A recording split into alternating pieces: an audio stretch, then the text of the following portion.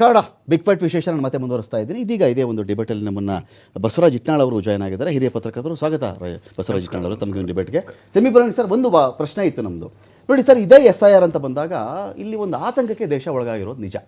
ಹಿಂದೆ ನಡೆದಿರಲ್ವೇನ್ರಿ, ಯಾರ ಕಾಲದಲ್ಲಿ ಮಾಡಿಲ್ಲ ರೀ ಮತಪಟ್ಟಿ ಪರಿಷ್ಕರಣೆ, ಅಗ್ರಿ. ಒಂದಷ್ಟು ಜನ ಸಾಯ್ತಾ ಇರ್ತಾರೆ, ಒಂದಷ್ಟು ಜನ ವಲಸೆ ಹೋಗ್ತಾರೆ, ಒಂದಷ್ಟು ಜನ ಹುಟ್ಟುತ್ತಾರೆ, ಒಂದಷ್ಟು ಜನ ಹೊಸದಾಗಿ 18 ವರ್ಷ ತುಂಬುತ್ತೆ ಅವರಿಗೆ. ಇದು ಅಡಿಷನ್ನು ಡಿಲೀಷನ್ನು ಈ ದೇಶಕ್ಕೆ ಹೊಸದಲ್ಲ. ಇದ್ದಿರೋ ಕಾಂಟ್ರವರ್ಸಿ ಏನಾಗಿದೆ ಅಂತ ಹೇಳಿದ್ರೆ, ಸಿಸ್ಟಮ್ ಎರರ್ಗಳಿಗೆ, ಸಿಸ್ಟಮ್ ಗ್ಲಿಚಸ್ಗೆ, ಸಿಸ್ಟಮಲ್ಲೇನೋ ಸಾಫ್ಟ್ವೇರ್ ಇಶ್ಯೂಗಳಿಗೆ ಒಬ್ಬ ನಾಗರಿಕನ ಹಕ್ಕನ್ನು ನಿರಾಕರಿಸುವಂತಿಲ್ಲ. ಏನು ಹೇಳುತ್ತೆ ಭಾರತದ ನ್ಯಾಯಶಾಸ್ತ್ರ? 100 ಅಪರಾಧಿಗಳಿಗೆ ಶಿಕ್ಷೆ ಆಗದಿದ್ದರೂ ಪರವಾಗಿಲ್ಲ, ಒಬ್ಬ ನಿರಪರಾಧಿಗೆ ಶಿಕ್ಷೆ ಆಗುವಂತಿಲ್ಲ ಅಂತ ಹೇಳಿ ನಾನು ಓದ್ಕೊಂಡಿರೋದು, ನನ್ನ ಪ್ರಾಥಮಿಕ ಜ್ಞಾನ. ಬೇರೆಯವ್ರ ಜ್ಞಾನ ಎಷ್ಟು ಮಟ್ಟಿಗಿದೆ ನನಗೆ ಗೊತ್ತಿಲ್ಲ. ಇರಲಿ, ಪಾಯಿಂಟ್ ಏನಂತ ಹೇಳಿದ್ರೆ, ಇಲ್ಲಿ ಇವ್ರು ಹೇಳ್ತಾರೆ ಗ್ಯಾಸ್ ಬಿಲ್ ಆದರೂ ಕೊಡಿ, ನೀವು ಎಲೆಕ್ಟ್ರಿಸಿಟಿ ಬಿಲ್ ಆದರೂ ಕೊಡಿ.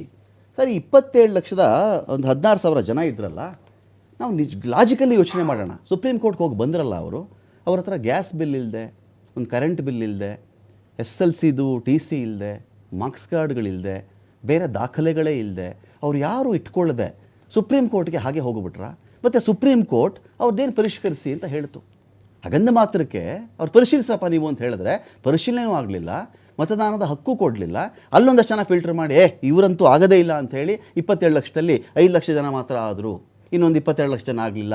ಇದು ಯಾವುದನ್ನು ಹೇಳದೆ ಅಷ್ಟು ಮತದಾರರನ್ನು ತಟಸ್ಥ ಮಾಡಲಾಯಿತು ಸರ್. ಅವ್ರ ನದಿಗೂ ಇಲ್ಲ, ದಡಕ್ಕೂ ಇಲ್ಲ. ಇದು ಹೇಗೆ ಸಾಧ್ಯ? ಇವೆಲ್ಲವೂ ಇದು ರಾಂಗ್ ಆಗಲ್ವಾ ಅಂತ. ರಮಕಾಂತ್, ನೀವು ಹೇಳಿದಂಥ ಆತಂಕಗಳು ನಮ್ಮೆಲ್ಲರ ಆತಂಕಗಳು. ಕಾರಣ, ಈಗ ಭಾರತ ಒಂದು ಬೃಹತ್ ಪ್ರಜಾಪ್ರಭುತ್ವ.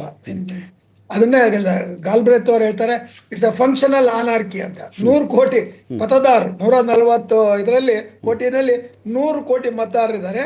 ಈಗಾಗಲೇ ಸುಮಾರು 59 ಕೋಟಿ ಮತದಾರರ ಒಂದು ಪಟ್ಟಿ ಪರಿಷ್ಕರಣೆ ಆಗಿದೆ. ಮತ್ತೆ ಈ ಪರಿಷ್ಕರಣೆ ಜೊತೆಗೆ ಈಗ ಅವರು ಒಂದು ರೀತಿಯಲ್ಲಿ 36 ಕೋಟಿ ಮತ್ತು 7 ಲಕ್ಷ ಮತದಾರರ ರಿವಿಷನ್ ಮಾಡೋದಕ್ಕೆ 16 ಸ್ಟೇಟ್ಸ್ ಅಲ್ಲಿ ತಗೊಂಡಿದ್ದಾರೆ. ಬಟ್ ಇದು ಮೊದಲನೇ ಇದರಲ್ಲಿ ಏನು ಆಯ್ತು, ಅದರಲ್ಲಿ ಅನೇಕ ಆತಂಕಗಳು ಸೃಷ್ಟಿಯಾದ. ಅಂದ್ರೆ ರಾಜಕೀಯ ಪಕ್ಷದ ಆರೋಪಗಳು ಬಿಡಿ, ಅದು ಸ್ವಲ್ಪ ಎಕ್ಸಾಜರೇಷನ್ ಇರುತ್ತೆ. ಬಟ್ ಇವಾಗ ಸುಪ್ರೀಂ ಕೋರ್ಟ್ ಅಲ್ಲಿ 30 ಲಕ್ಷ ಇವು ಅಪೀಲ್ಗಳು ಪೆಂಡಿಂಗ್ ಇದೆ. ಆ ಪೆಂಡಿಂಗ್ ಅನ್ನ ಕ್ಲಿಯರ್ ಮಾಡಿಲ್ಲ ಆಸ್ ಆನ್ ಟುಡೇ, ಇವತ್ತು 14ನೇ ತಾರೀಕು. ಅಂದ್ರೆ ಅದರ ಅರ್ಥ ಇಷ್ಟೇ, ಈ ಒಂದು ಬೃಹತ್ ವ್ಯವಸ್ಥೆಯಲ್ಲಿ ಟೆಕ್ನಾಲಜಿ ಇದ್ದು ಸಹ ನಮ್ಮಲ್ಲಿ ಒಂದು ರೀತಿಯಲ್ಲಿ ಆಡಳಿತದಲ್ಲಿ ಈ ಒಂದು ಪಾರದರ್ಶಕತೆಯನ್ನ ಉಂಟು ಮಾಡಿ ಒಂದು ಮತದಾರರ ಪಟ್ಟಿ ಒಂದು ನ್ಯಾಯಸಮ್ಮತವಾಗಿರ್ಬೇಕು, ಲೆಜಿಟಿಮೇಟ್ ಆಗಿರ್ಬೇಕು. ಯಾಕಂದ್ರೆ ಡೆಮೋಕ್ರಸಿ ಅಷ್ಟೇ ಕ್ವಶನ್ ಕೇಳ್ತಿರೋ ಸರ್. 27.16 ಲ್ಯಾಕ್ ಕ್ರೋರ್ ವೋಟರ್ಸ್ ಏನಿದೆಯಲ್ಲ, ಲಕ್ಷ ಮತದಾರರು ಇದ್ದಾರಲ್ಲ, ಇಷ್ಟು ಮತದಾರರಿಗೆ ಅವ್ರು ಎಸ್ಸಾ ನೋನಾ, ಅವ್ರ ಸಮಸ್ಯೆಗೆ ಯಾರು ಹೊಣೆ? ಇದು ಲಾಜಿಕಲ್ ಡಿಸ್ಕ್ರಿಪೆನ್ಸಿ ಅಂತ ನಾನು ಬಿಜೆಪಿ ವಕ್ತಾರರಿಗೆ ಆಗ್ಲೇ ಕೇಳ್ಬಿಟ್ಟೆ. ಅದನ್ನ ಆ ಥರದ್ದು ಇಲ್ವೇ ಇಲ್ಲ, ನಿಮ್ಗೆ ಅದ್ರ ಬಗ್ಗೆ ಗೊತ್ತೇನೇ ಇಲ್ಲ ಅಂತ ಹೇಳ್ಬಿಟ್ರೆ ಸುಮ್ಮನೆ ಕೂತ್ಕೋತೀವ ಸರ್ ನಾವು ಒಂದು ಡಿಬೇಟ್ ಅಲ್ಲಿ without preparation. That to me, ನಾನು ವಿಶೇಷವಾಗಿ ಅದು ಪಲಾಯನವಾದವಾಗುತ್ತೆ. ಯಾಕಂದ್ರೆ ಇದಕ್ಕೆ ಜವಾಬ್ದಾರಿ ಯಾರು?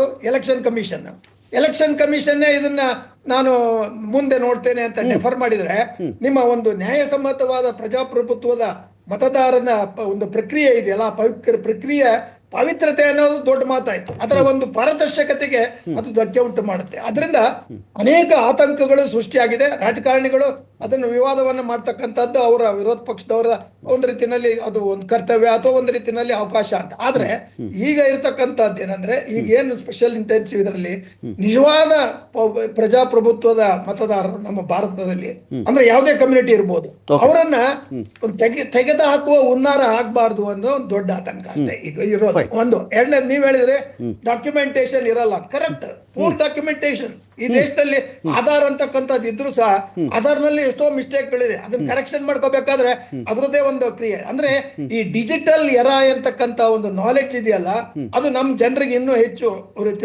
ಪರಿಚಯ ಆಗಿದೆ. ಅಂದ್ರೆ ಸ್ಪೆಷಲಿ ಈ ವಿಷಯದಲ್ಲಿ. ಸೊ ಈಗ ಪಶ್ಚಿಮ ಬಂಗಾಳದಲ್ಲಿ ಚುನಾವಣೆಯಲ್ಲಿ ಆದಂತದ್ದು ಒಂದು ಉದಾಹರಣೆ ತೆಗೆದುಕೊಂಡ್ರೆ, ಅಲ್ಲಿ ಮತದಾರರನ್ನ ಬಿಟ್ಟು ಹೋಗಿರ್ತಕ್ಕಂಥದ್ದಕ್ಕೆ ಒಂದು ಕ್ಲಾರಿಟಿ, ರಿವಿಷನ್ ಇವೆರಡೂ ಆಗ್ಬೇಕಾಗಿತ್ತು. ಆಗಿದ್ರೆ ಅದಕ್ಕೊಂದು ರೀತಿಯಲ್ಲಿ ಒಂದು ಯಾವ್ದೋ ಒಂದು ಟ್ರಾನ್ಸ್ಪರೆನ್ಸಿ ಇದೆ ಅಂತ. ಬಟ್ ಈಗ ಪ್ರಶ್ನೆ ಇರೋದೇನ ನಮ್ಮ ಮುಂದೆ, ಇನ್ನು ಮುಂದೆ ನೀವು ಕೈಗೊಳ್ತಕ್ಕಂತ ಈ ಪ್ರಕ್ರಿಯೆಗೆ ಸುಪ್ರೀಂ ಕೋರ್ಟ್ ಅಥವಾ ಕಾನೂನಿನ ಪ್ರಕಾರ ಅದನ್ನು ಪರಿಶೀಲಿಸಲಿಕ್ಕೆ ಅಧಿಕಾರ ಇದೆ. ಆದ್ರೆ ಸಾಮಾನ್ಯ ಜನರನ್ನ ಮತ್ತು ಗುಡ್ಡಗಾಡಿನ ಜನರನ್ನ ಹೊಸ ಮಾತಾಡ್ತೀನಿ ಸರ್, ನಿಮ್ಮನ್ನ ಮಾತಾಡ್ತೀನಿ.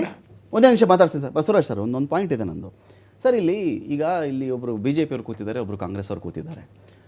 ಇವರಿಬ್ಬರು ಮುಂದಕ್ಕೆ ಆಳಬಹುದು, ಇವರಿಬ್ಬರು ಇಲ್ಲದೆ ಇನ್ನೊಂದು ಯಾವುದೋ ಪರ್ಯಾಯ ಶಕ್ತಿ ಬರಬಹುದು. DMK ಅಣ್ಣಾ DMK ಅಂತ ಅಂದ್ಕೊಂಡಿದ್ದ ಕಾಲದಲ್ಲೇ ಅಲ್ಲಿ TVK ಬಂದುಬಿಟ್ಟಿದೆ ಇವತ್ತು. ಪಾಯಿಂಟ್ ಏನು ಅಂದರೆ ಇದೇನೋ ಬಿ ಜೆ ಪಿಗೆ ನಾವು ಕೇಳ್ತಾ ಇದ್ದೀವಿ. ಬಿ ಜೆ ಪಿಯವ್ರು ಯಾರೂ ಅಲ್ಲ ಈ SIR ಬಗ್ಗೆ ಮಾತಾಡೋಕ್ಕೆ, ಚುನಾವಣಾ ಆಯೋಗದ ಬಗ್ಗೆ ಅವರೇನು ಏಜೆಂಟ್ಗಳಲ್ಲ, ಚುನಾವಣಾ ಆಯೋಗವ್ರು ವಕ್ತಾರ ಅಂತ ನೇಮಿಸೂ ಇಲ್ಲ. ಪಾರ್ಟಿ ಸ್ಟ್ಯಾಂಡು ಈ 27.16 ಲಕ್ಷ ವೋಟರ್ಸಲ್ಲಿ ಬಿ ಜೆ ಪಿಯವರು ಇದ್ದಿರಬಹುದು ಸರ್, ಬಿ ಜೆ ಪಿ ಮತದಾರರು ಇದ್ದಿರಬಹುದು, ಕಾಂಗ್ರೆಸ್ ಮತದಾರರು ಇದ್ದಿರಬಹುದು, TMC ಮತದಾರರು ಇದ್ದಿರಬಹುದು. Nobody nose. ಇವ್ರು ಆ್ಯಕ್ಯುರೇಟಾಗಿ ಯಾರು ಸರಿ ಇಲ್ಲ ಅಂತ ಹೇಳಿ how can she say or how can he say it is ನಾನು ತುಂಬ ದೊಡ್ಡ ಇಂಪಾಸಿಬಲ್ ಥಿಂಗ್ ಅಂತ ನಾನು ಮಾತಾಡ್ತಿರೋದು.